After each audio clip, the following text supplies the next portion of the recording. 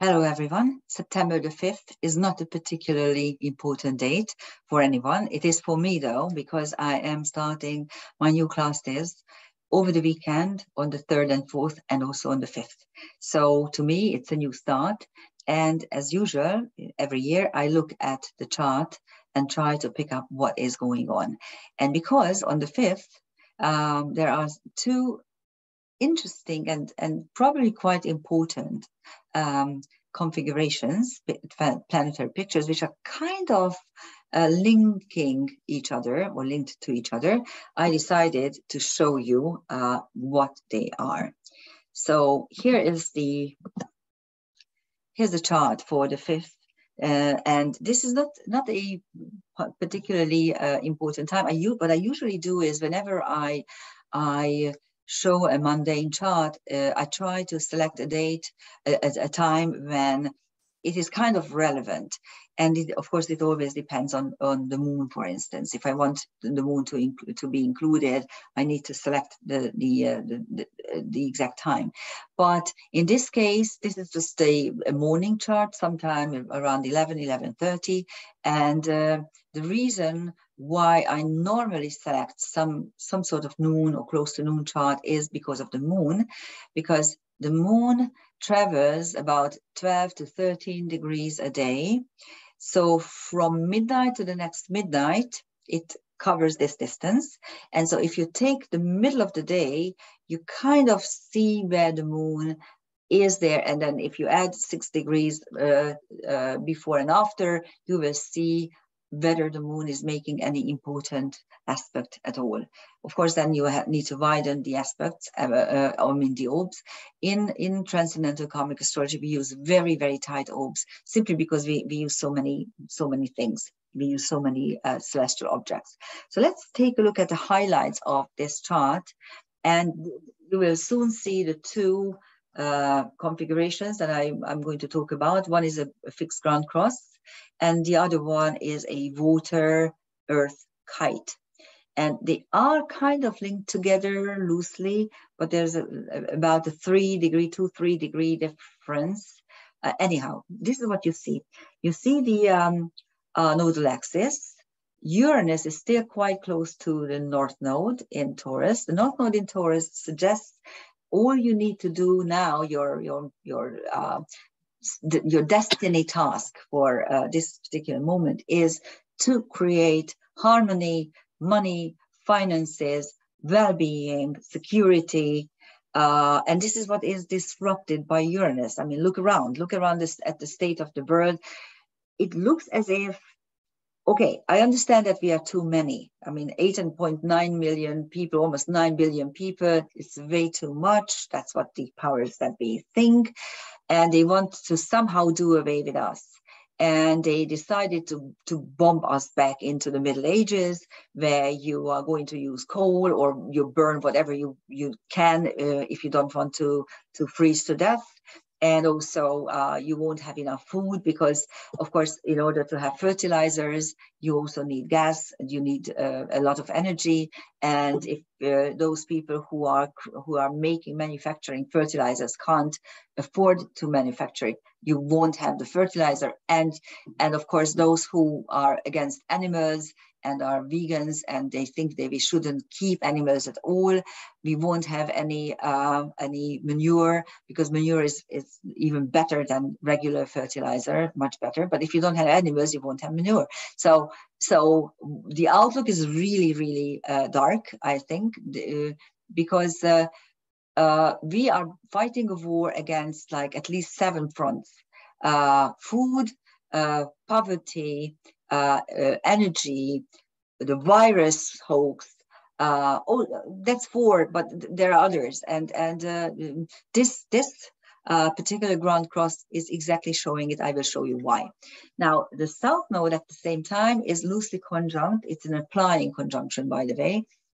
Is it? No, it's separating probably. Whatever. Anyhow, so it is a conjunction that is loose for sure, but it's so the South Node is conjunct Hygeia, and Hygeia is the 10th asteroid, and it denotes some sort of harmony, well-being, safe spaces, sacred spaces, how you can keep your health and your well-being by some routines, what you eat, how you exercise, how clean you are. That's what Hygeia is. Hygeia, by the way, is the daughter of Asclepius, and she constantly had this fight with her father, that the father is a healer, and then she is someone who wants to keep humankind healthy, and she shows a certain ways how to remain healthy. So that's something that we should learn from the past. That's what it says. And the other, we are going to look at the Grand Cross in a minute. What is still quite tight is the Juno-Astrea conjunction, suggesting that you can still alter or break old embedded karma regarding your partnerships and relationships. And this is a fascinating midpoint structure. Chiron is at the Aries Jupiter midpoint. Now, Jupiter Aries as a midpoint, or any aspect for that matter, denotes a blown up situation where things are drastically altered. So Aries means drastically altered outward circumstances, wars, famine, disasters, natural disasters, and all things. Jupiter enlarges it, of course, blows it out of proportion, and Chiron is at the midpoint. So this is what our karmic wounds are about, this manufactured war and manufactured energy shortage and energy price blow up. It's so manufactured, okay? It wants you, the layman, the everyman, it wants you to feel miserable, to not to make ends meet, not to be able to heat your homes, not to be able to eat proper food. It's just a scam, okay? And we need to do something about it, because it's really going to turn going to turn bad. Now, this is the Grand Cross I was talking about. And Judy Hall, my master, said about fixed squares that they are old embedded, they denote old embedded karma, old embedded karmic situations where you couldn't do anything, you wouldn't know what to do, you were just simply helpless, and these old structures, rigid structures are there, and you haven't even tried to either rectify or resolve them. So let's take a look at this. This is a Grand Cross, so you actually have 4 of these squares and 2 of the oppositions, again, all in fixed signs. On the one hand, you have Uranus, the changer, and Uranus in Taurus disrupts our harmony, blows up our harmony. It creates change, but before change occurs, disruption occurs. Revolts, revolutions, and all sorts of things. Opposite it is Hygeia, which is the opposite. It's a diagonally opposed archetype. She wants order. She wants health. She wants happiness and order and cleanliness. So that's one side of the story. And the other side of the story is the Ceres-Saturn opposition. If you watch my Virgo new moon video, there you could see that Saturn was opposite Venus. So the Venus-Saturn opposition is inherent unlovableness, money shortage, harmony shortage, and also blocks around that. And Ceres is the nurturing principle. It's actually the asteroid that was first discovered.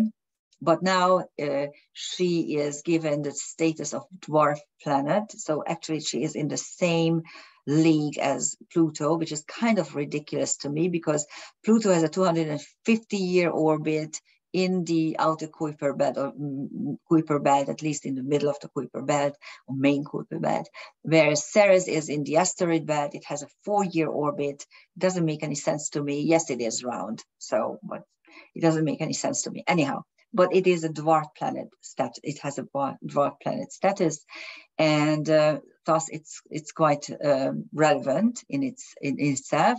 And Ceres, the nurturing principle in Leo, is the matriarch, is someone who is responsible for a whole family, who is at the head of the family, who decides what's happening. And this archetype is opposite Saturn in Aquarius, ruled by Uranus, but also squared by Uranus. And it's important to realize that the Uranus-Saturn square, this portion, is always a huge disruption. When it started, it was still COVID time. Now it is wartime. And the exact date, it actually doesn't become exact. The square itself is not going to become exact, but it will remain within orb between September the 12th and October the 22nd. That is when Saturn will be turning direct, and it's going to separate from Uranus. But if you widen the orb a little bit, I usually like to use 1 degree orbs, but of course I understand that especially Saturn squares have a minimum of 3 degree orbs for some reason. But anyhow, so if you give it a larger orb, we are well already within the Saturn-Uranus square, and we will be there until November, maybe December. So it's usually the exactness is not happening. The 1 degree orb is barely 3 weeks. Maybe no, not 3 weeks, sorry, 5 weeks, but the impact is half a year. And it means that this whole disruption, the old system is breaking up and the new is not yet materializing. That is unfortunately happening to us. Now let's take a look at the transcendental celestial object accompanying this fixed square. It's important to see that there are no fixed stars. In transcendental karmic astrology, we love fixed stars because they are healing words for karmic issues, for unresolved issues. Each fixed star describes a world where the incarnating soul can migrate, and they have usually 2 functions. Either they turn bad experiences, karmic ones, into special traits, ingeniousness, and the like, or they are preparing the incarnating soul for a difficult physical incarnation on the earth plane. So we don't have this, there's no redeeming factor on for this fixed square. On Uranus, you still have Imhotep, and Imhotep was a polymath. He was an architect, also a healer, a physician, a priest. So for this disruption, we need all the knowledge we have. On Ceres, you have Akhenaten, the pharaoh who changed the polytheistic Egyptian religion into a monotheistic religion. He was worshipping the Aten, the sun disk, and his son followed his footstep. But after that, when Tutankhamun was killed at the age of 17, Amun's priests just turned back the whole thing and put back the old religion. Isis, again, an Egyptian figure, she's the godmother. She is and also the asteroid Isis is linked to the ability to unify disrupted and non-working things and torn things, to put them back together through white magic, of course. And then you have Cassandra, who was the lover of Apollo, and Apollo gave her clear sight, clairvoyance. But when Cassandra finally broke up with him, he cursed her and said that from now on, no one should understand or no one should believe you. And then Medea is also a negative feminine who actually killed her own children to get back at her unfaithful husband. So this is happening. This is happening with Ceres in our home, in our homeland, or in our vicinity, so to speak, in our family or nation. And then on Hygeia, you have Athene. So that's one version of Pallas Athene, wisdom and protection. Shiva with W, Shihua. She was the goddess of love in Slavonic mythology. And then you have two centaurs. Those are two TNOs, really, trans-Neptunians. I call them centaurs for easy reference, but actually I know that these are longer orbital, they have longer orbital periods. Typhoon, which denotes the disruptive forces of nature, and Ziavana, it's the opposite. It is the she is the protector of elementals and fairies and all those positive energies of nature. So that's what you have. You have the positive and the negative side. You have love and wisdom, and you have disruption and elementals of nature.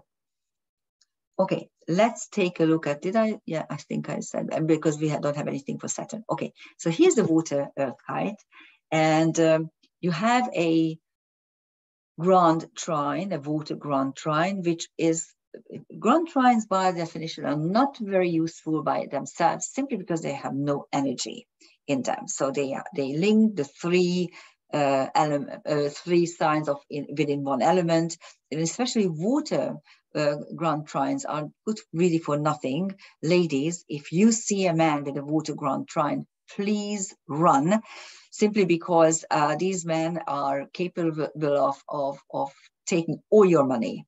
Okay, they are very interesting characters. Let's put it this way: if you fall for them, be prepared to lose all your money to them.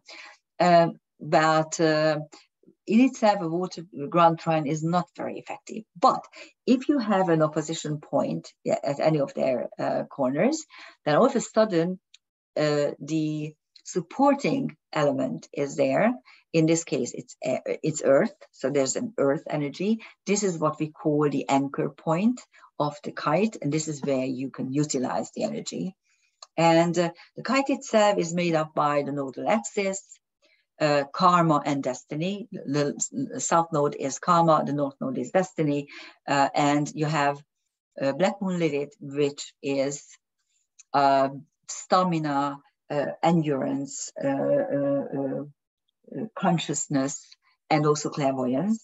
You may remember that this particular Lilith denotes in the stories the third turning point, when Lilith goes back into the Garden of Eden because she wants to teach Eve what she needs to know, the second wife, whereas she previously left the Garden of Eden for good, and she's not turning back, but she now has a task, so she needs to go back. And that is why the Black Moon is always a very, very strong feminine who knows what to do, who knows what's right, and is willing to make sacrifices, and at the same time is clairvoyant as well.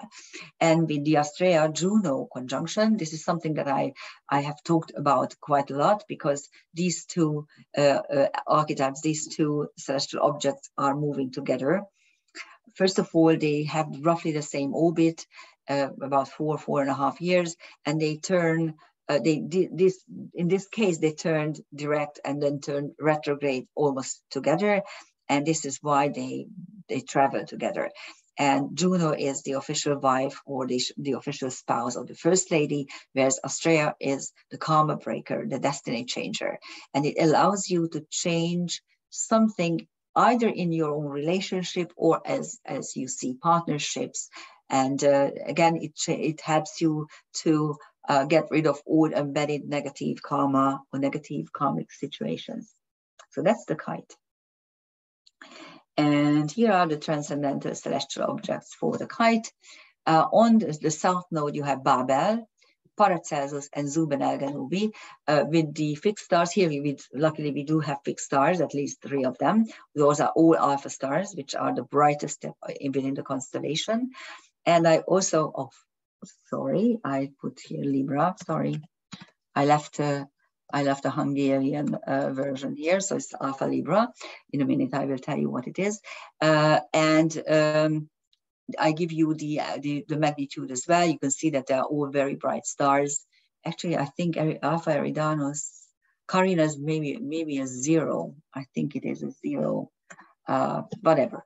Yeah, it's the 0 is there. Sorry, you just didn't see it. Yes, it's right there. Sorry, I shouldn't have put another 0 there. Anyhow, so let's take a look. Babel is very interesting because Babel denotes the Babylon Tower, which was created because humans thought that they might go up to God and may converse with him. Of course, God then says, no way, just go back to where you belong, to the earth plane. And from then on, we speak on different languages. And if you look around mainstream media, Western mainstream media, you have one voice. There's nothing there that is alternative or that is not convenient for the powers that be. Unfortunately, journalism became the servant of liberalism and the mainstream ideas, and you can't diverse because then you are being cancelled or ridiculed or killed, or you lose your job. It's ridiculous.